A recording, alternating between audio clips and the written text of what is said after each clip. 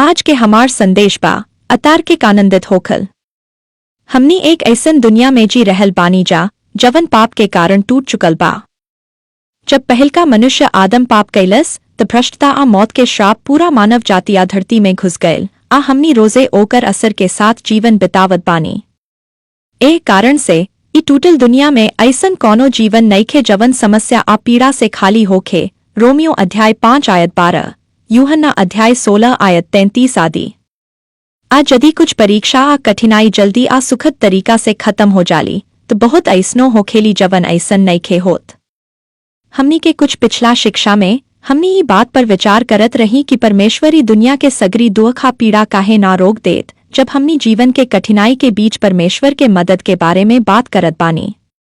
हाल ही में हमनी यह बात पर जोर देले बानी कि हर कठिनाई के बीच चाहे उ जल्दी खत्म हो जाए या सालन तक चलत रहे, परमेश्वर के ओर से हमनी खातिर जवन व्यवस्था बा उ हवे आशा। आशा मतलब मजबूत विश्वास के साथ आवे वाला भलाई के उम्मीद। आशा खाली कौनो उत्साहित भावना नइखे बल्कि एगो पक्का भरोसा बा की हालत बेहतर होई। आई आशा किसी ना किसी तरह हमनी के पीड़ा के बीच मजबूत बनावेला। आशा हमनी के पवित्र आत्मा के मदद से बाइबल के माध्यम से मिलेला।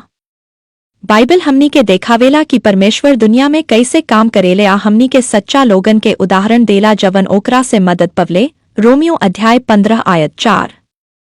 जब हमनी परमेश्वर के वचन पढ़त बानी आ ओकरा पर मनन करत बानी तो पवित्र आत्मा हमनी के मन के रोशन करेला आ शास्त्र के द्वारा हमनी के यीशु के प्रकट करेला।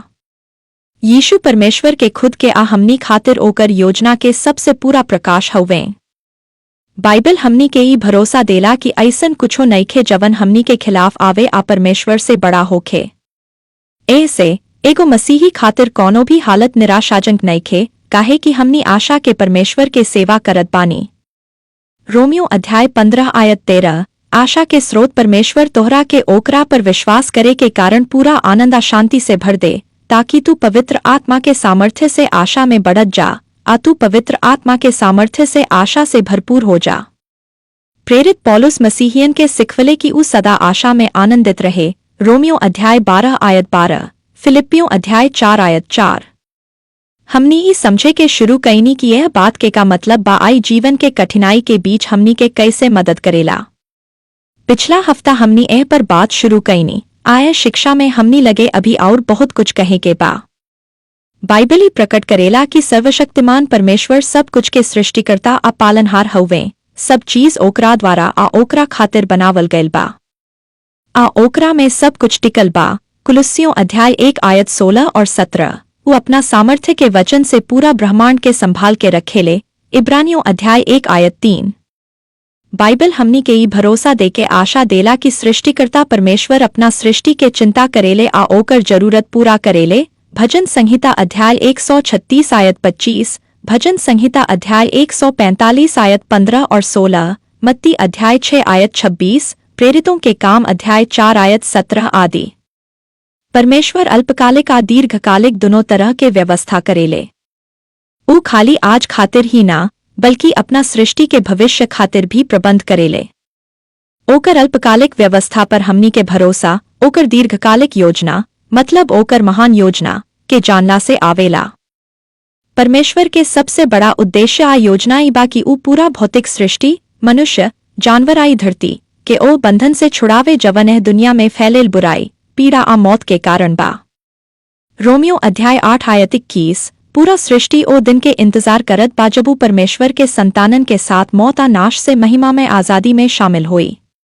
मनुष्य इस संसार के बाकी सृष्टि से अलग खाली एह जीवन के जरूरत भोजन कपड़ा आ आसरा से कहीं ज्यादा गहराई वाला जरूरत रखेला काहे कि हमनी अपने सृष्टिकर्ता से अलग हो चुकल बानी। सर्वशक्तिमान परमेश्वर मनुष्य के यह उद्देश्य से बनवले रहन कि उ उहा के बेटा बेटी बने आ उहा के साथ प्रेम भरा संबंध में जीवन बितावे।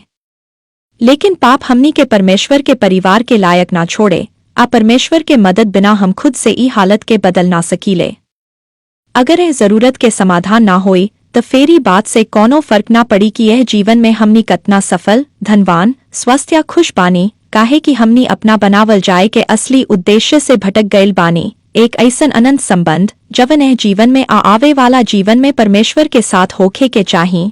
मत्ती अध्याय 16 आयत 26, लूका अध्याय 12 आयत 16 और 21। परमेश्वर एह भयानक हालत से निकले के रास्ता दे ले बाड़े। अपना सृष्टि से प्रेम के कारण सर्वशक्तिमान परमेश्वर देह धारण कैलन, क्रूस पर मरलन, आ फेर जी उठलन, ताकि हमनी खातिर उहा से फेर से मिलमिलाप के रास्ता खुलया हमनी अपना बनावल जाए के उद्देश्य में फेर से बहाल हो सकी। यूहन्ना अध्याय 3 आयत 16, यूहन्ना अध्याय 1 आयत 12 और 1 पतरस अध्याय 3 आयत 18। हमनी अक्सर ही गलत समझ लेत बानी कि परमेश्वर के प्रेमा देखभाल के मतलब ही होला कि उ तुरंत हमनी के समस्या खत्म कर दी है। लेकिन परमेश्वर के मुख्य उद्देश्य इना है कि यह जीवन के हमनी के अस्तित्व के सबसे बड़ा चीज बना दी है, ना ही कि उ अभी सब लोगन के दुख के खत्म कर दी है। उहा के उद्देश्य ही बा कि उ मनुष्य के अपना ओर खींचसो, ताकि उ एह जीवन के बाद भी सच्चा जीवन पावे।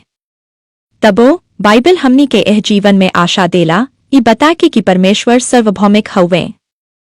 उ पूरा ब्रह्मांड में सबसे बड़ा अधिकार आ शक्ति वाला बाड़े। परमेश्वर ओमनी हउवे, मतलब सब कुछ। उ सर्वशक्तिमान, सबसे ताकतवर, सर्वज्ञ, सब कुछ जाने वाला, आ सर्वव्यापी, एके समय में हर जगह मौजूद बाड़े। काहे कि परमेश्वर सर्वशक्तिमान, सर्वज्ञ आ सर्वव्यापी बाड़े, ऐसे ऐसन कुछो नइखे जवन उहा ना देखत होक्सु, चाहे उ बीतल समय होखे, वर्तमान होखे या भविष्य। उहा के कवनो चीज चौंकावे वाली नइखे, आ ऐसन कवनो हालत नइखे जवन खातिर उहा पहिले से कोनो योजना ना बनवले होक्सो, जवन से उ ओकरा के भलाई में बदल सकसो। काहे कि उ सर्वभौमिक बाड़े, उ ऐसन घटना के भी, जवन उहा खुद ना करावेले या मंजूर ना करेले, अपना सबसे बड़ा उद्देश्य खातिर इस्तेमाल कर सकत बाड़े, जवन है कि एक सिद्ध दुनिया में अपना परिवार के स्थापना करे। अपना परिवार के प्राप्त करे के संदर्भ में बाइबल कहेला कि परमेश्वर सब कुछ अपना इच्छा के उद्देश्य के अनुसार काम में लगावेले। इफिसियों अध्याय 1 आयत 11 आ जे लोग परमेश्वर से प्रेम करेला आ उहा के उद्देश्य के अनुसार बुलावल गयल बा, ओकरा खातिर सब चीज मिलके भलाई पैदा करेला। रोमियो अध्याय 8 आयत 28। एह भलाई के कुछ हिस्सा हमनी एह जीवन में भी देखिले। हमनी ई यूसुफ के जीवन में देखिले, जवन इब्राहिम के परपोता रहलन। ओकर दुष्ट भाई लोग ओकरा के गुलामी में बेच देलस। उ कई साल तक कठिनाई सहलस, लेकिन परमेश्वर उस सब कुछ के भलाई में बदल देलन। यूसुफ ऐसन ऊंच स्थान पर पहुंच गए जहां से उ बहुत लोगन के अकाल से बचवलस, जवन में ओकर खुद के पिता आ पश्चाताप कईल भाई लोग भी शामिल रहलन। उत्पत्ति अध्याय 37 से 50 पढ़े। हमनी ही मिस्र में गुलामी से इसराइल के छुटकारा में भी देखिले। जब उ लोग निकलत रहे तो उ लाल समुद्र के किनारे फंस गए, आगे जाए के कवनो रास्ता ना रहे, आ मिस्र के राजा अपना सेना के साथ पीछा करत रहे। तब परमेश्वर लाल समुद्र के बाट देलन। इसराइल सूखा जमीन पर चल के पार हो गए, आ जब समुद्र फेर बंद भयल तो मिस्र के सेना नष्ट हो गए। समस्या ही समाधान बन गए। निर्गमन अध्याय 14 आयत 26 और 31। एक पिछला शिक्षा में हमनी बतवनी की यीशु कहलन, हालांकि परमेश्वर अपना सृष्टि के देखभाल करेले, फिरो ए गिरल दुनिया में गौरिया जमीन पर गिर जाली आ मनुष्य मर जाला। परमेश्वर हमेशा जीवन के समस्या के ना रोकेले, आ हमनी भी ना रोक सकीले।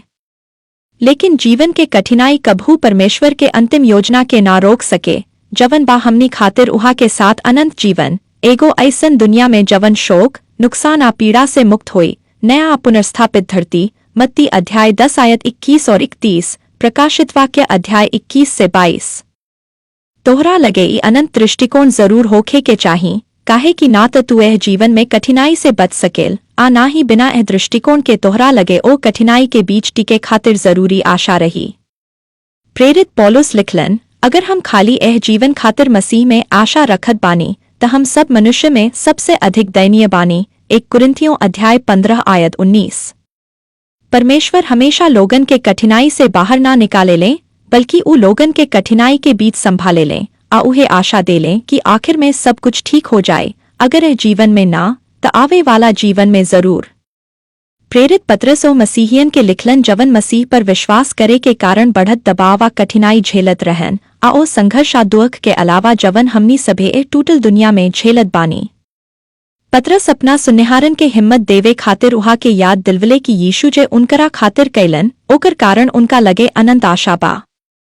अब हमनी एगो जीवित आशा के साथ जी रहल बानी, काहे कि यीशु मरे हुअन में से जी उठल बाड़े। परमेश्वर तोहरा खातिर स्वर्ग में एगो विरासत रखले बाड़े, जवन कभू ना सड़ी, ना अशुद्ध होई, ना खत्म होई। 1 पतरस अध्याय 1 आयत 3 और 4। हमनी के ई विरासत मृतक में से पुनरुत्थान बा, ताकि जब प्रभु यीशु मसीह स्वर्ग से लौटी है त हमनी सर्वशक्तिमान परमेश्वर के साथ ओ दुनिया में रह सकी जवन उहा हमनी खातिर बनवले बाड़े। ओ समय परमेश्वर उनकर सब आंसू पहुंचती हैं, आ फेर ना मौत रही, ना शोक, ना रोवन, ना पीड़ा, काहे की पुरान बाता ओकर बुराई हमेशा खातिर खत्म हो जाए। प्रकाशित वाक्य अध्याय 21 आयत 4। परमेश्वर अपना महान सामर्थ्य से तोहरा के बचवले रखी है जब तक तू ओ उद्धार के ना पा जाएब, काहे कि तू उहा पर विश्वास करत बाड़। एह में तू आनंदित होत बाड़, हालांकि अब कुछ समय खातिर तू नाना प्रकार के परीक्षा के कारण दुख झेलत बाड़। 1 पतरस अध्याय 1 आयत 5 और 6। पतरस अकेले ना रहन जवन कठिन समय में आनंदित होखे के बारे में लिखलन। प्रेरित पौलुस भी लिखलन, आशा में आनंदित रहा। रोमियो अध्याय 12 आयत 2। प्रभु में हमेशा आनंदित रहा। फिलिपियों अध्याय 4 आयत 4। जवन यूनानी शब्द पौलुस आनंदित होखे खातिर इस्तेमाल कैलन ओकर मतलब बा प्रसन्न रहना, सिर्फ प्रसन्नता महसूस करे ना, बल्कि खुद के प्रसन्न करना। जब तू अपना आप के उत्साहित करेल तो तू अपना आप के ओ कारण से बल देतार जवन से तोहरा लगे आशा बा। बहुत कठिनाई के बीच से गुजरत पौलुस अपने बारे में कहलन कि ऊ दुखी त बाड़े लेकिन हमेशा आनंदित रहेले। 2 कुरिन्थियों अध्याय 6 आयत 10। आनंदित होखल खाली भावना या बोल के अभिव्यक्ति ना ह, बल्कि एगो दृष्टिकोण के अभिव्यक्ति ह, एगो ऐसन नजरिया जवन आशा पर आधारित बा।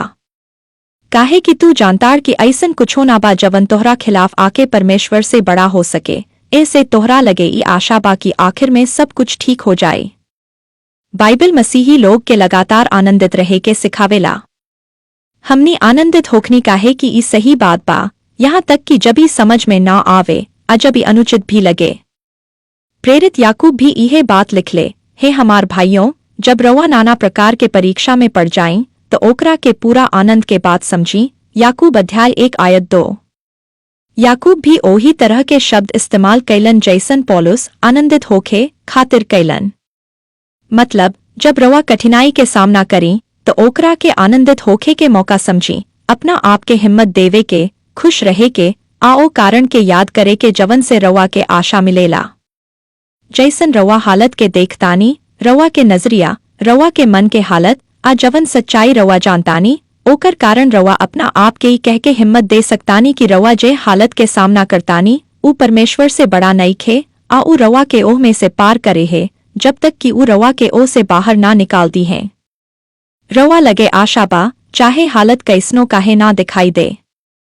पौलुस, पतरस आ याकूब ई सभे ओ समय में आनंदित होखे के बारे में बतवले जबी हमार बुद्धि या भावना के हिसाब से सही ना लागे, मतलब जबी अतार्किक लगे।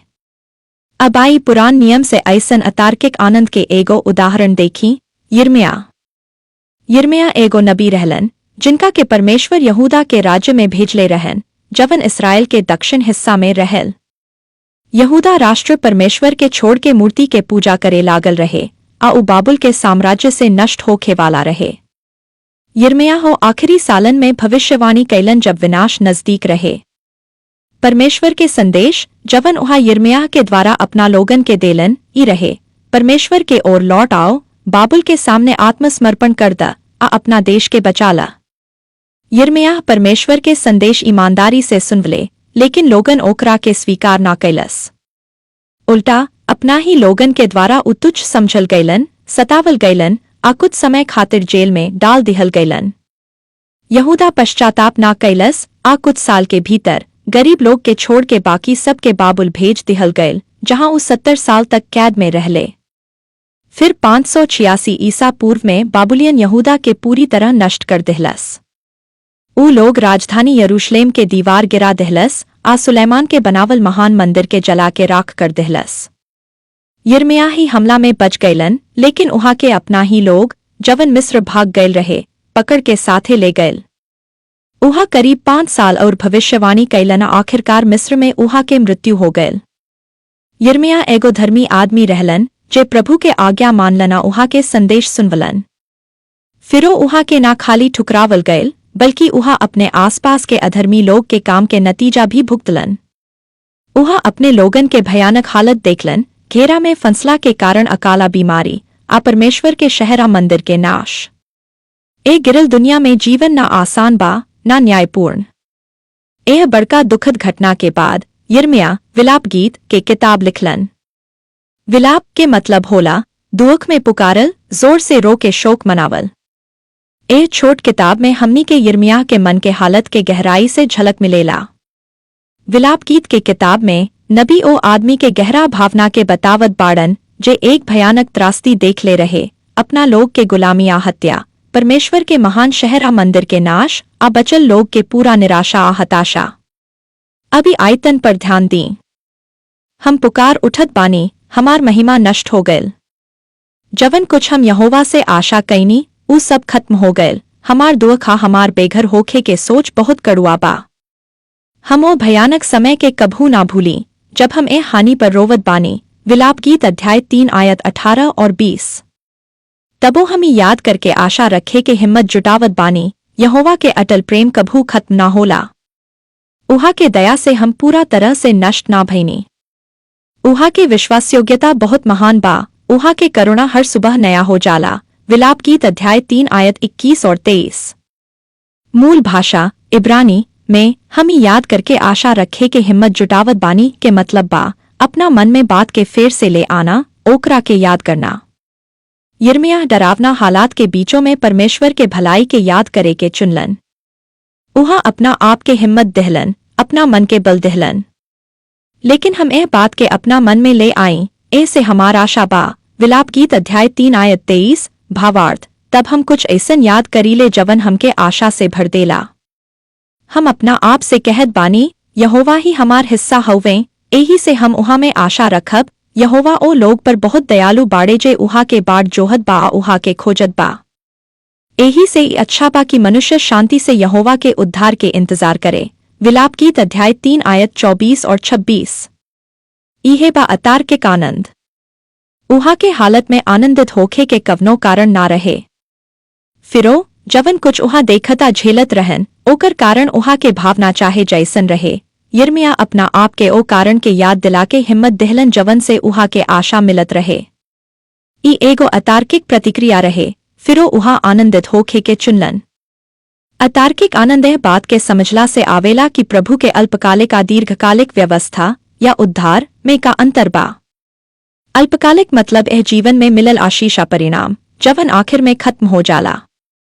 दीर्घकालिक मतलब अनंत आशीषा ऐसन परिणाम जवन एह जीवन से आगे तक चलेला आ कभू खत्म ना होला। यिर्मयाह अध्याय 29 आयत 11 एगो बहुत प्रिय आयत बा जवन के बहुत लोग अल्पकालिक आशीष के वादा समझ लेला, काहे कि हम जानत बानी कि हम तोहरा बारे में का सोचत बानी। प्रभु कहत बाड़े, भलाई आ शांति के विचार, बुराई के ना, ताकि तोहरा के तोहार अंतिम परिणाम में आशा मिले। अबे आयत के संदर्भ समझी। यो संदेश के हिस्सा बा जवन परमेश्वर यिर्मयाह के द्वारा ओ लोगन खातिर दहलन जवन यरूशलेम के विनाश से पहले ही बाबुल में निर्वासित हो चुकल रहे। ए संदेश पर ध्यान दी। बाबुल में बस जा, घर बना, बगीचा लगा, परिवार बढ़ा, मेहनत कर आ अपना पकड़ के ले जाए वाला लोगन के शांति खातिर प्रार्थना कर। तू बाबुल में 70 बरिस रही, फिर हम तोहरा के वापस ले आईब। यिर्मयाह अध्याय 29 आयत 4 और 10। दूसरा शब्द में हमें परीक्षा में तोहार देखभाल करब, लेकिन ये जल्दी खत्म ना होई। ए के बाद आवेला यिर्मयाह अध्याय 29 आयत 11। ओ आयत जवन लोग ई सोच के लेला कि उनका के जीवन साथी मिली, सपना के घर मिली या नौकरी में तरक्की मिली। हम काहे केहू के जीवन में परमेश्वर के सामर्थ्य के सीमित करी। ये सब चीज उहा के अल्पकालिक व्यवस्था के हिस्सा हो सकेला, लेकिन जरूरी ना कि होखे।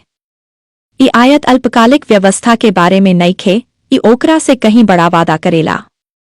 ए जीवन में तू जवन कुछो सामना कर, चाहे कैसन भी नुकसान या विपत्ति काहे ना होखे, तोहार अंतिम परिणाम में आशा बा। ई दीर्घकालिक भविष्य के व्यवस्था बा, आ एही से यिर्मयाह के निराशाजनक हालत में भी आशा मिलल, जवन से उहा कह सकलन, हम शांति से परमेश्वर के उद्धार के इंतजार करब। आज यिर्मयाह स्वर्ग में बाड़े, अपनी विरासत के आनंद लेत बाड़े, अपना प्रभु के देखत बाड़े। वो समय के इंतजार करत बाड़े जब वो यीशु के साथ धरती पर वापस आई है, अपनी विरासत के अंतिम पूरा हिस्सा मृतक में से पुनरुत्थान पाई है, ताकि वो फिर से यहाँ जी सकें, एह बार हमेशा खातिर। यिर्मयाह के विपत्ति के प्रति प्रतिक्रिया कवनो भावनात्मक प्रतिक्रिया ना रहे, बल्कि एगो दृष्टिकोण रहे, वास्तविकता के देखे के एगो तरीका, जवन परमेश्वर के वचन से पैदा भइल आशा पर आधारित रहे, आ एही से उहा आनंदित हो सकेलन। निष्कर्ष ई बा, परमेश्वर हमनी के यीशु में विश्वास के द्वारा अपना बेटा बेटी बने खातिर बुलवले बाड़े। इतना ही ना, परमेश्वर हमनी के खाली एह जीवन खातिर ना, बल्कि आवे वाला जीवन खातिर भी आशा दिहले बाड़े। प्रेरित पौलुस मसीही लोग खातिर प्रार्थना कैलन, हमार प्रार्थना बा कि तोहरा दिल के आँख रोशन हो जाए, ताकि तू समझ सके कि वो आशा कहा जवन खातिर परमेश्वर तोहरा के बुलवले बाड़े। इफिसियों अध्याय 1 आयत 18। अल्पकालिक आ दीर्घकालिक दोनों तरह के आशा परमेश्वर के वचन से आवेला। अल्पकालिक आशा ई बा, परमेश्वर वादा कैले बाड़े कि वो हमनी के ए हालत में से बाहर निकाले तक हमनी के साथ रही है, आ हमनी के संभाल के रखी है। दीर्घकालिक आशा ई बा, परमेश्वर वादा कैले बाड़े कि हमनी खातिर फेर से मिलन, बहाली आ पूरा बहाली, पुनर्प्राप्ति इंतजार करत बा। एगो दिन सब कुछ ठीक कर दिहल जाए। एही से हमनी हमेशा आनंदित रह सकीले, यहाँ तक कि जब ही अटपटा या अतार्किक लागे। हमनी अपना आप के ओ कारण से हिम्मत दे सकीले जवन से हमनी के आशा मिलेला। काहे कि हमनी आशा के परमेश्वर के सेवा करत बानी, एही से जब सब कुछ निराशाजनक दिखाई देला, तबो हमनी लगे आशा बनल रहेला। अगला हफ्ता फेर मिलब। प्रभु रवा सभे के आशीष दें। आमीन।